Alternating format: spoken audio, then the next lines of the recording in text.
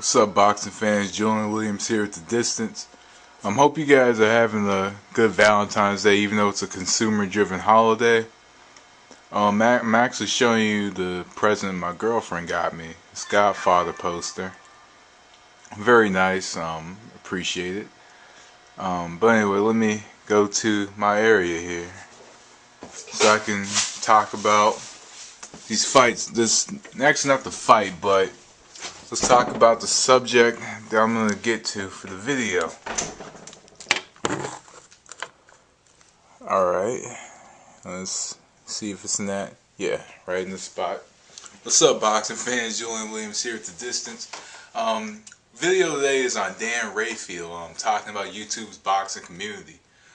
This is something I wanted to comment on after Fight Fan had brought it up. I wasn't able to.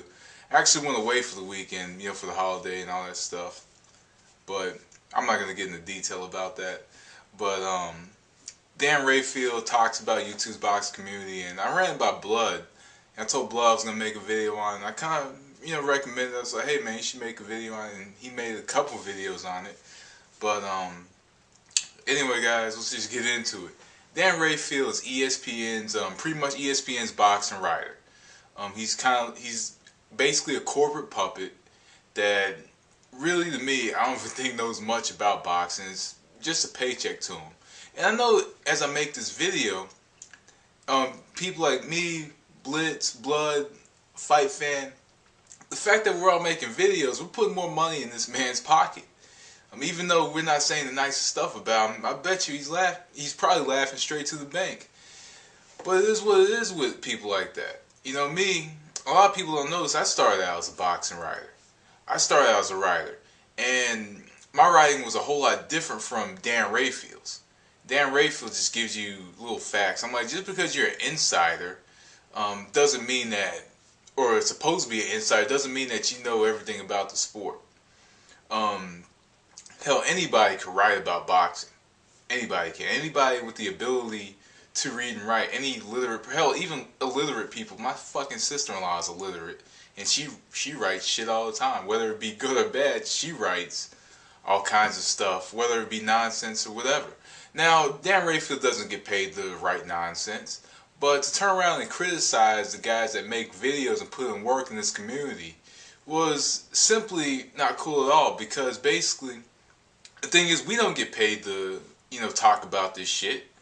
We don't get, really, to be honest with you guys, Dan Rafael's becoming less and less relevant. With YouTube, with all kinds of other technology, with more boxing sites, Dan Rafael is becoming less relevant. He's probably not even relevant now. Him or and the other guy, Kevin Iole. Iole lost his relevance when he started writing about mixed martial arts. And that's not a knock on the sport, but that's when he lost his relevance. Basically, he rarely even writes about boxing anymore. Moved on to the next thing. But overall, the thing with Dan Rafael that always just pissed me off is the fact that he's had this mentality that he was better than everybody. He has that, I'm better than you type mentality. Because, alright, you don't know this much about boxing because this is what I've seen. This is my experience being around the boxers. And you can be around boxers all day, every day. It doesn't really mean anything to me, but when I was writing, I wrote everything based on logic.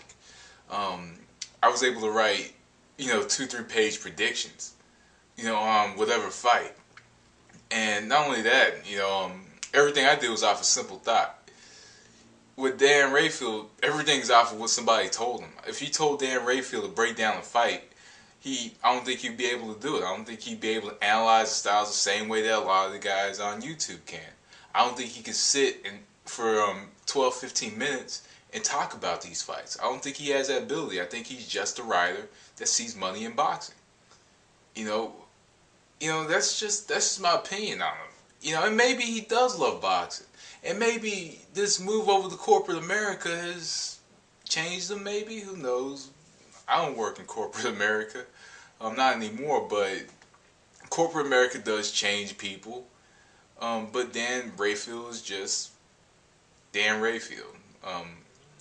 But also, I just don't. to be honest with you, since I got on YouTube, I just stopped reading them. I started reading them less and less. I don't even read them anymore.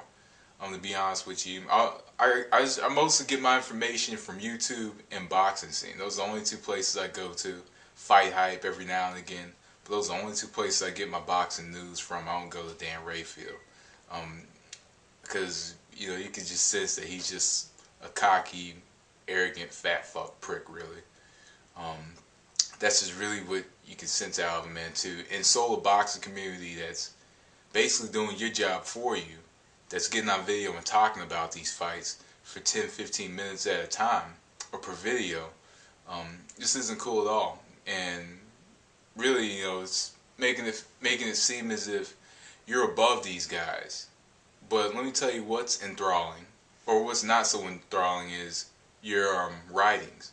I think that more people on YouTube get more views than your writings get hits.